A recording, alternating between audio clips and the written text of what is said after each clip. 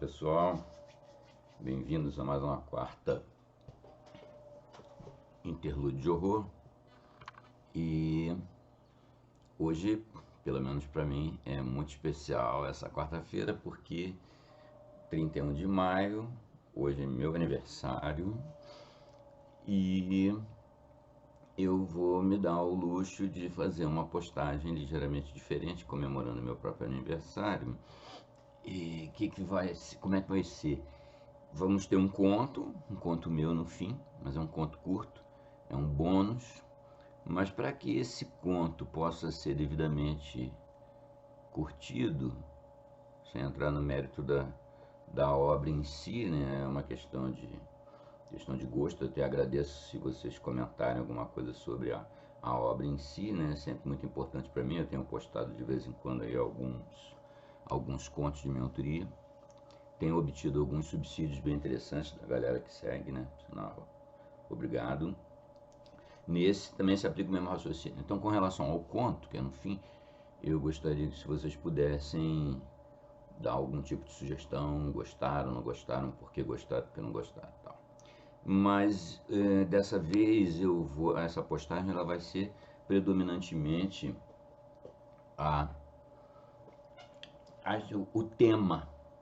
Eu vou discorrer um pouco sobre esse tema, que é para que possa o conto ser melhor curtido, não é melhor compreendido.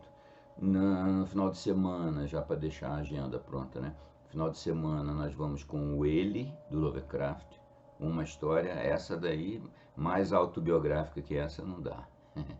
É de fato, é o resumo da passagem dele por Nova York. A anterior, o Horror em Red Hook, já foi bastante assim, né?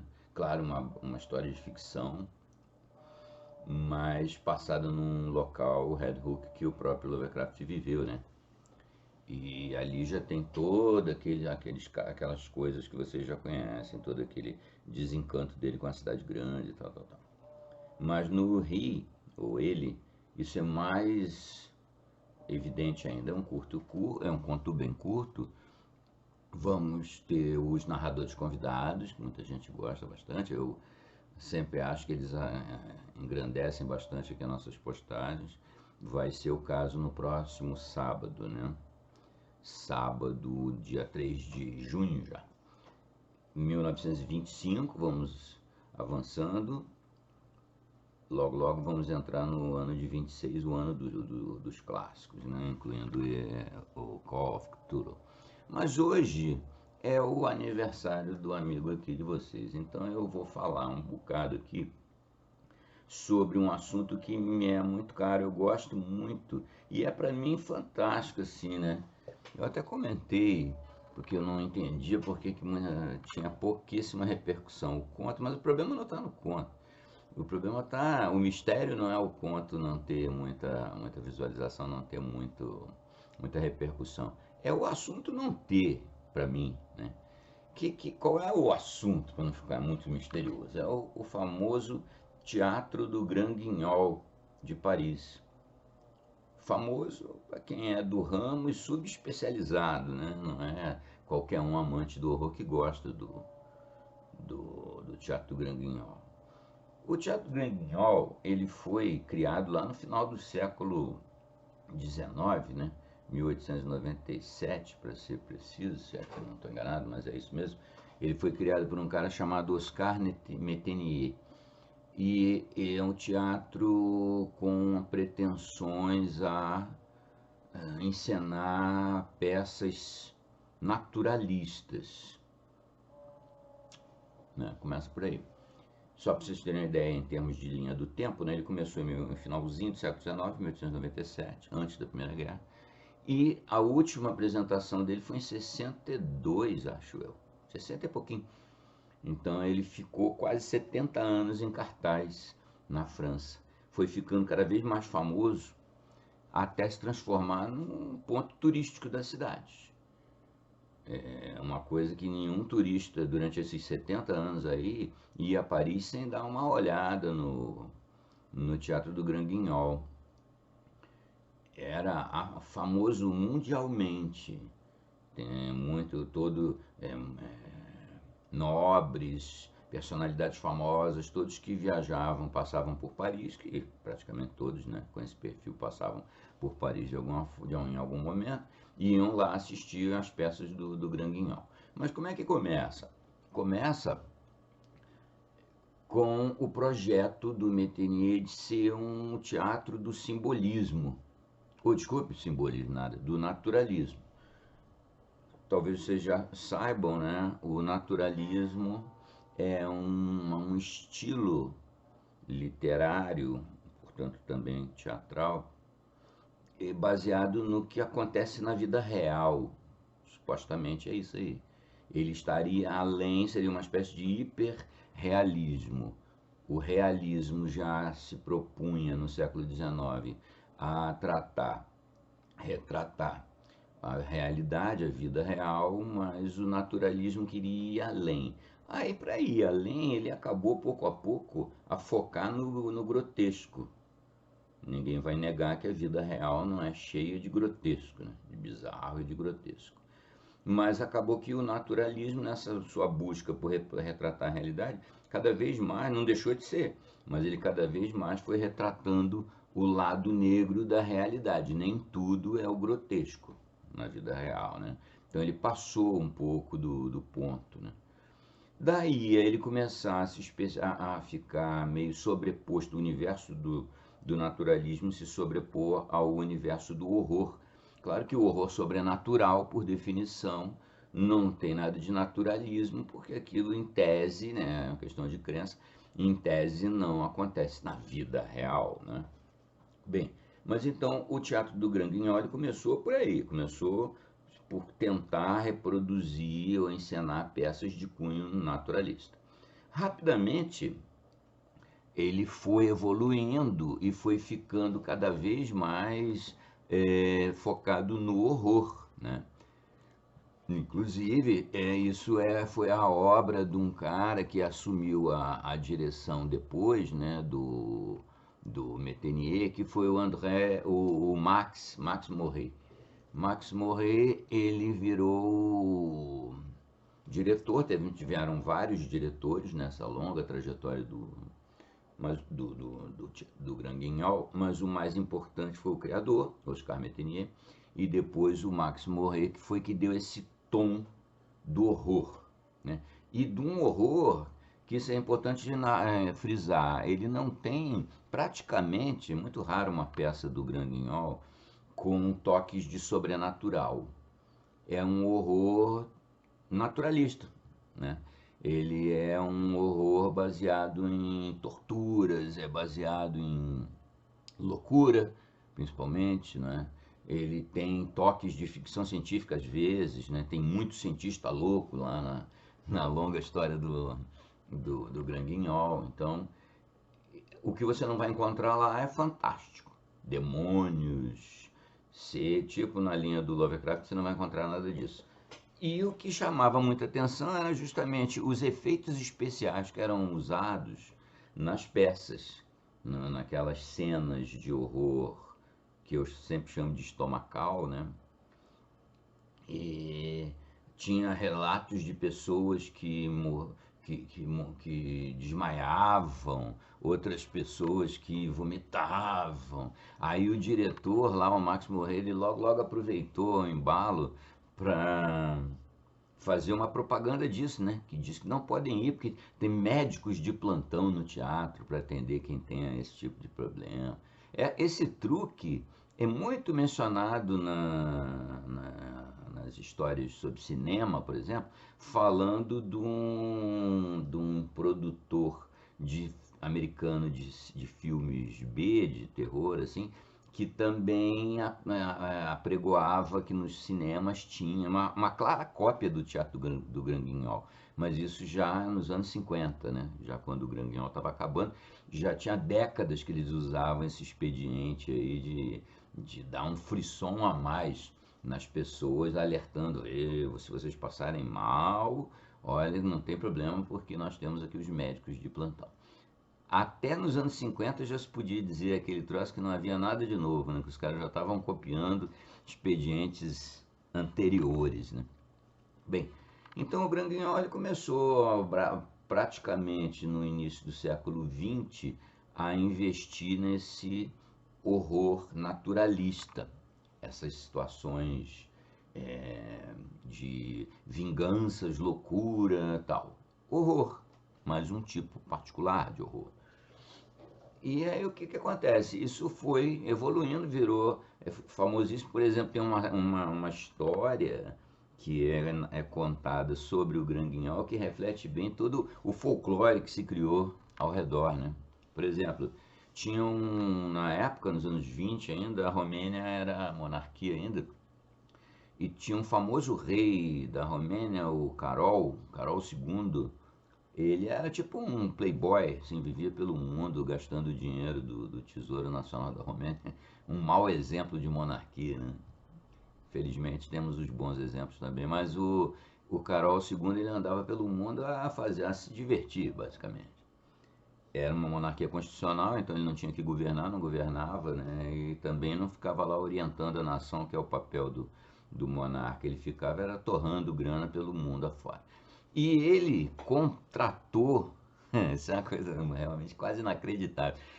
Mas não era verdade, ele contratou o espaço atrás do palco do teatro. Lá ele montou um quarto com uma cama enorme, tal, para onde ele levava as amantes dele e ficava lá se entretendo com as amantes durante as apresentações do Grand Guignol, quando ele estava em Paris, né?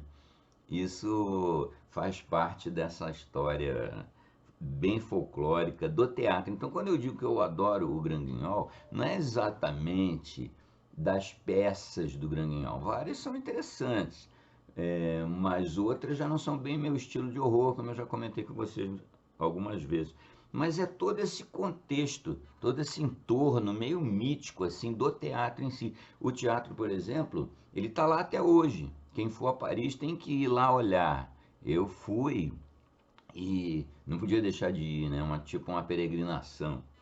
Então o teatro ele tá lá, ele era inicialmente, antes da criação do Grand Guignol, ele era uma capela, né? Que coisa interessante. Tudo isso vai compondo um ambiente que eu não sei, volto a dizer, eu não sei como que não tem filme, série, revivals teve alguns, mas nada assim. Hoje não tem nada acontecendo que relembre o Grand Guignol. A própria literatura, documentários, existe, mas muito pouco.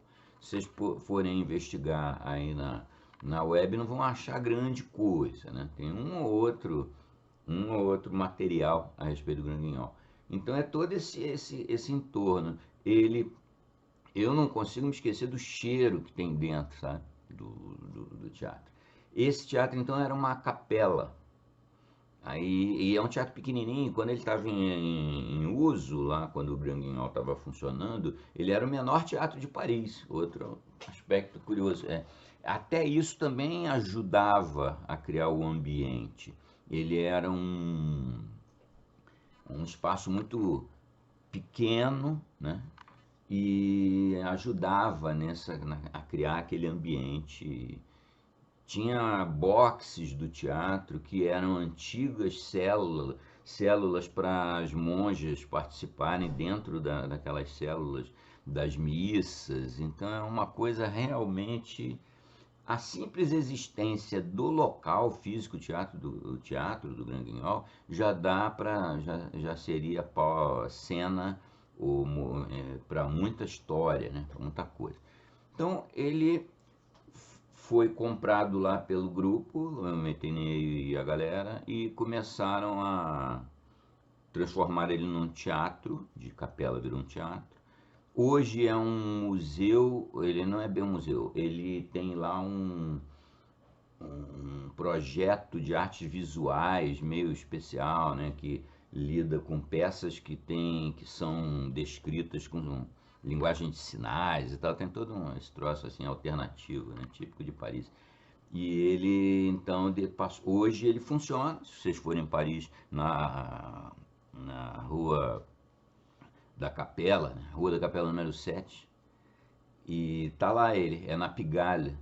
É um lugar turístico, acaba que todo turista acaba passando por lá.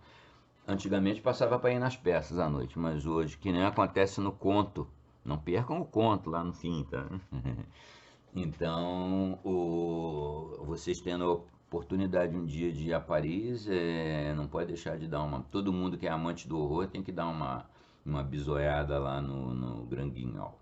Bem, é mais ou menos esse cenário. As peças, o tipo de peças já estão mais ou menos. Vocês já devem ter compreendido, né? Falta falar um pouquinho aqui também de algumas personalidades importantes. Falando duas: o criador, o Oscar Metenier, o Max Morret. Max Morret é o cara que deu o tom do horror para isso. Tem o grande André Delorde. O André Delorde, ele foi contratado já um pouco mais adiante. Ele escreveu, mas ainda antes da Primeira Guerra, salvo engano. E ele escreveu para mais de 100 roteiros. Ele não era um escritor. Eu tenho até isso é difícil. É difícil você encontrar um roteiro de uma peça do Grand Guignol, uma coisa impressionante. Eu batalhei um bocado há uns anos atrás, quando tem uma ou duas que eu até eventualmente narro e posto aqui, histórias que foram teatralizadas. Elas foram escritas para isso, não são contos de um escritor que foi adaptado para o teatro. O André Delorde escrevia para o teatro diretamente. Aí que acontece, um outro personagem importante, mas assim, a fama dele não é das melhores, né? Ele veio ele veio a dirigir o teatro já mais nos anos 30. Felizmente durou pouco tempo, que é o Jacques Jouvin. O Jacques Jouvin, ele quis dar uma sofisticada, que ele era uma coisa tosca por definição. Era a graça do Grand Guignol, era justo essa. As pessoas iam lá para se assustar, para gritar, né? O Jouvin, ele resolveu criar um horror psicológico, indiscutivelmente um nível de horror superior, mas não funcionou mesmo. O público chegava lá, pô, cadê o olho pulando da cabeça do cara? Cadê aquele monte de sangue? Não, é mais na linha do gore do cinema americano dos anos 60, né? Isso era o Grand Guignol, já era o próprio, não cinema, mas o teatro gore, né? Depois foram inventar isso no cinema como se tivesse sido inventado, né? Já estava inventado há muito tempo. Então o Juvan, ele resolveu vir com essa sofisticação das peças e poucos anos ele saiu fora. E aí deixou de... Aí voltou o Grand Guignol lá, ele entrou em 30 e saiu em 37. Ficou 7 anos lá dando prejuízo. Aí o que acontece que depois voltou. Tem uma outra personalidade, eu já comentei do André Delorde, que era o gênio criativo, né? O cara que gerava as histórias. E uma outra personalidade que sempre se menciona quando se fala do Grand Guignol é a famosa Paula Maxa. Paula Maxa era a atriz principal. Ela tinha o título, ela era chamada, a propaganda em torno do nome dela, que era a mulher mais assassinada do mundo, porque ela morreu de centenas de formas diferentes e milhares de vezes nas peças, né? E experimentou todo tipo de morte que a criatividade do André Delorde pôde inventar, né? Então essa Paula Maxa é a materialização do Grand Guignol, né? E aí foi, né? O teatro entrou em declínio depois da Segunda Guerra, assim que acabou a Segunda Guerra. Passou mais uns 10 anos aí, um pouco menos, ainda tentando sobreviver. O diretor já era o último diretor dele, o Nonon, Charles Nonon, na mesma batida de antes, mas o encanto se quebrou. Existe muita especulação de por que isso aconteceu, por que o Grand Guignol perdeu a graça. Justamente num período que começou a aparecer o gore, os filmes slasher no cinema. Foi justo quando o teatro do Grand Guignol, que era praticamente o único o único tipo de teatro do mundo que fazia esse tipo de peça, justamente quando passou para o cinema, o teatro acabou.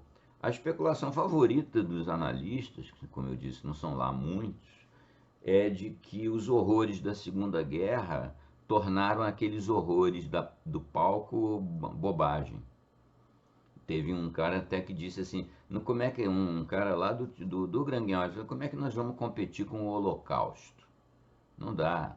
Então, antes da Segunda Guerra Mundial, até a primeira, que foi uma guerra cruenta, horrível, foi um choque cultural para a humanidade, a Primeira Guerra, nunca tinha existido uma guerra daquele tipo, mas até a Primeira Guerra Mundial passou meio que batida.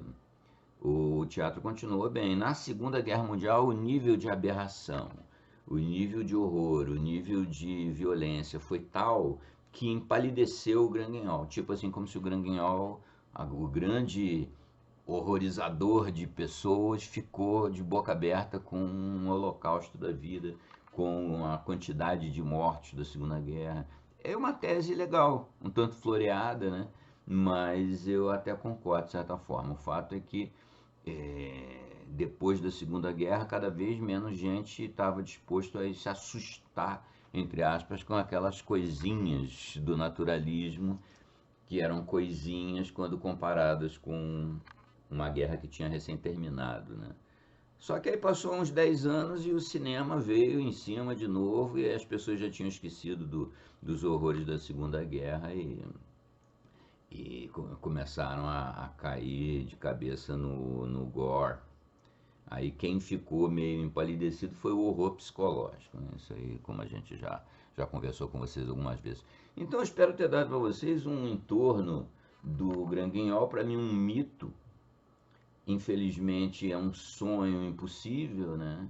De conseguir assistir uma peça do Grand Guignol, pelo menos até hoje. Um belo dia alguém vai avaliar, algum empreendedor, isso é meu sonho, né? Algum empreendedor vai avaliar a hipótese, a oportunidade artística e comercial de encenar uma peça do Grand Guignol lá no teatro. Não adianta fazer um revival na Austrália, como tem, ou em Londres, ou em outro lugar. Não vai alcançar, não vai atender o meu sonho. Eu espero que um dia alguém tenha essa sacada. Vamos encenar uma série de peças, todas do André Delorde, naturalmente, feito lá no mesmo local. É uma questão simples, o teatro está lá funcionando ainda. E já daria para o gasto se aparecesse uma série, uma minissériezinha na TV por assinatura, nos streamers, já seria bom. Tem de vez em quando menções ao Grand Guignol, mas eu digo assim, tratar o Grand Guignol como o ponto daquela obra, o ponto central daquela obra, o tema de uma série, de um filme ou de um livro. Tem um ou outro contos do Grand Guignol, mas é contado nos dedos de uma mão só, né? Então, é isso que eu queria que vocês, talvez vocês, por serem amantes do horror, já conheçam a história do Grand Guignol, ou se não totalmente, parcialmente. Quem não, eu acho que a maioria não conhece. E curtam, se quiserem dar uma pesquisada e me informar alguma coisa que surja novo aí, eu agradeço bastante. Mas, e agora em seguida, né, nós vamos apresentar Uma Noite no Teatro. Uma Noite no Teatro é um conto que eu já escrevi há algum tempo, foi já também publicado e é exatamente, narra exatamente uma visita, é um turista que está indo ao Grand Guignol para assistir uma peça. A peça é uma das mais famosas, mais fáceis de achar na internet, nos documentários, que é A Viúva, Le Veuve. A viúva, no caso, é uma guilhotina, não pensem que vão encontrar uma mulher que perdeu o marido. Essa daí fazia os outros perderem os maridos, as outras perderem os maridos, né? Então, Uma Noite no Teatro, um conto, tem um plot twist que eu acho interessantezinho no fim, não deixem de dar um créditozinho e assistirem ou ouvirem a narração desse conto do amigo de vocês aqui, que hoje está aniversariando. Saudações a todo mundo.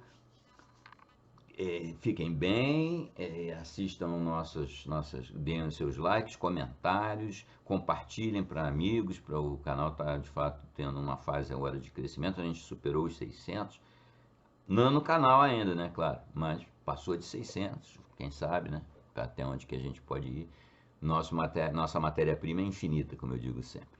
Abraço a todo mundo, saudações, até sábado com ele, de H.P. Lovecraft.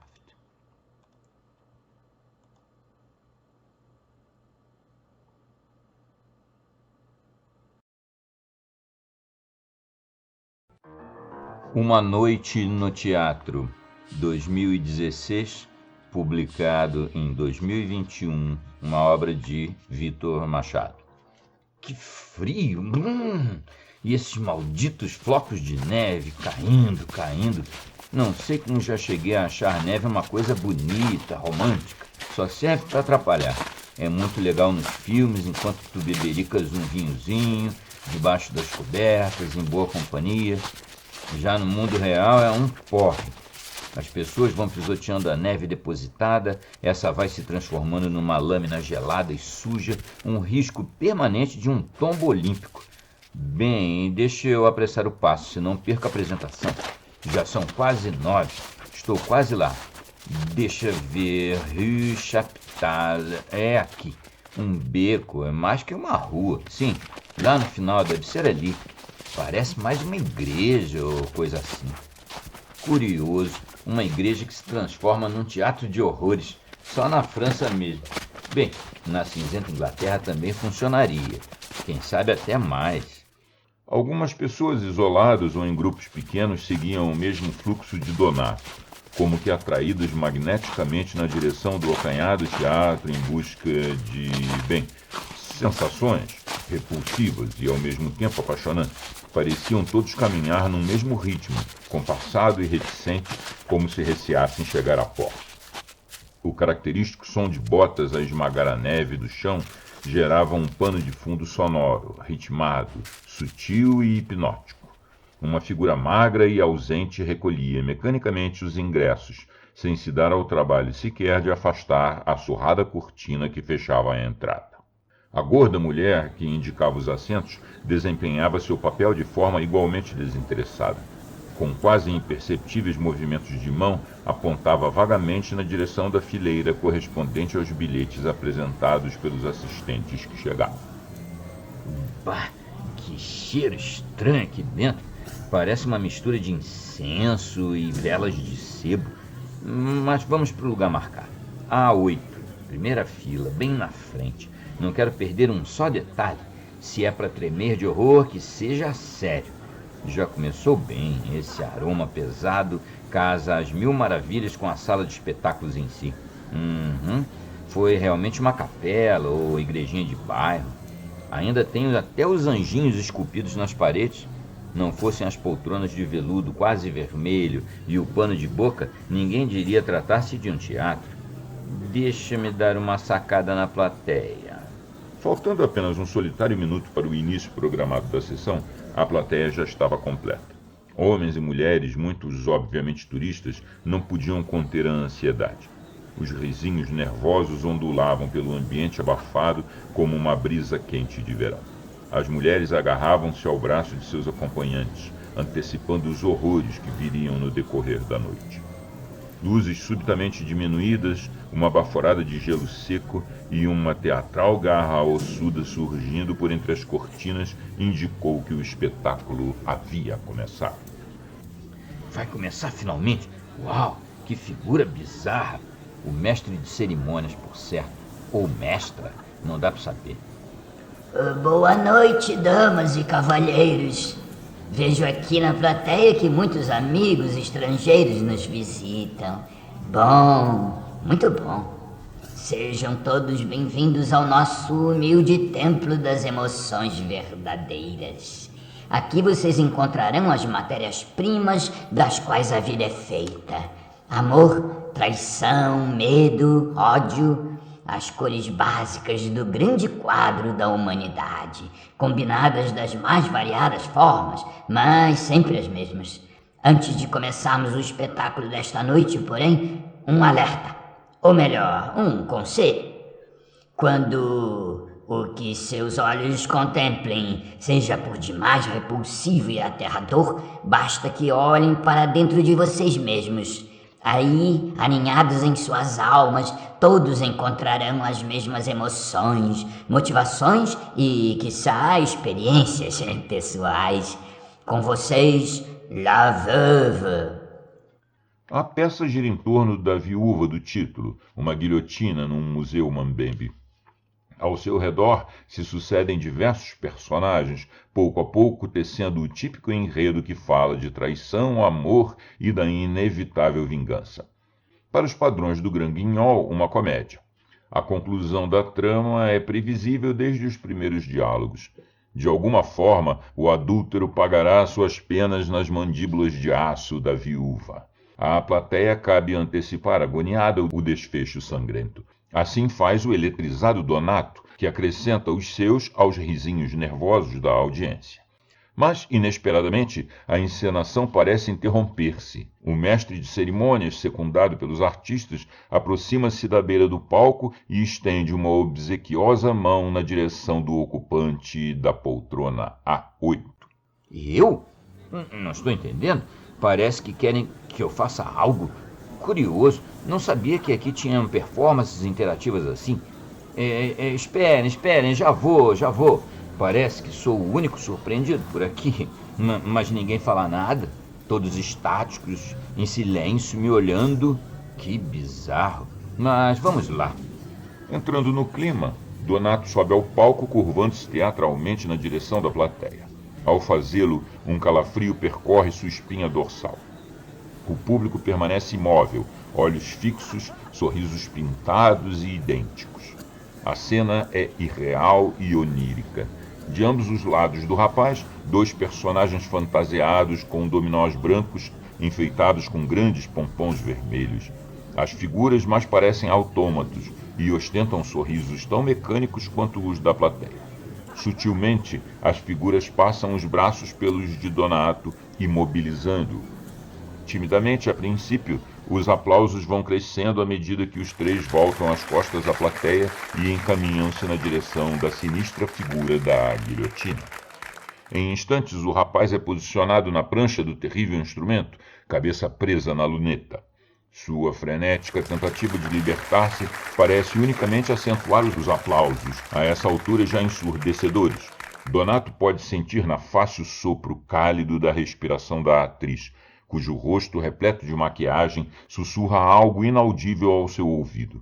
O mesmo sorriso artificial estampado na face pintada. As últimas impressões que chegam ao cérebro do rapaz são o baque da lâmina no cepo e imagens rodopiantes do teto e das paredes vermelhas do teatro. Bah, parece que sonhei. Meu Deus, foi toda essa pesquisa sobre o Grand Guignol para publicar no meu blog.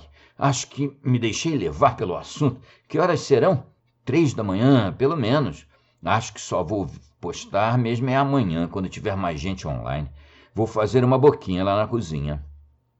Ao passar pelo espelho do corredor, Donato deixou de perceber seus cabelos anormalmente embranquecidos e as manchas de sangue que cobriam seu casaco. Fim.